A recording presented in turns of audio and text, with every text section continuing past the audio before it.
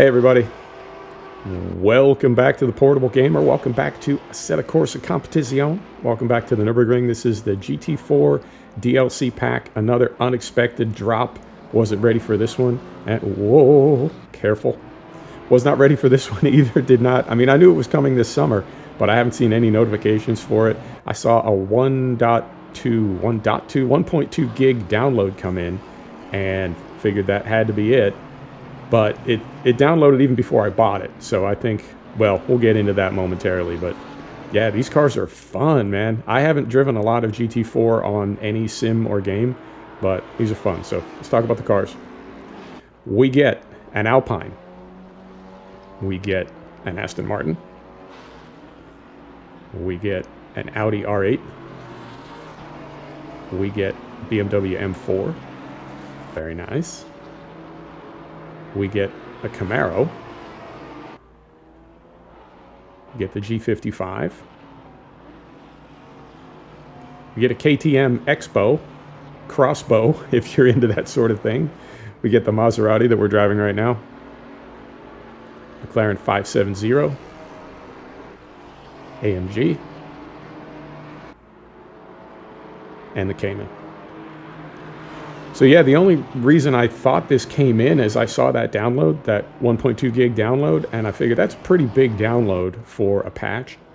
So I went to the store page, and sure enough, I think they did it the same way that Race Room and R Factor and a couple other sims and games do it, where the content is on your hard drive, but you don't have access to it till you pay for it. And the reason they do that is for multi-class, which honestly I hadn't even thought about. When I saw the notices for this a few months ago, I thought that'll be cool. We can try out some GT4 cars, drive some GT4 cars. But I hadn't even thought about multi-class. Multi-class is going to be spicy with these. So there's a lot of, I mean, there's obviously a difference between GT3 and GT4, but there's different theories as to what the reason is for that. Some people say they're slower and safer for gentleman racers and amateur racers. Other people say that everything, I mean, all race cars go so fast and they're all built so safely. There's really no difference in safety for the drivers or the fans. What they're meant to be is more competitive, closer together. There's going to be more passing, and it's designed to keep the underclass more interesting and more exciting and make people want to watch it, right? Make people want to tune in on Saturday instead of just on Sunday.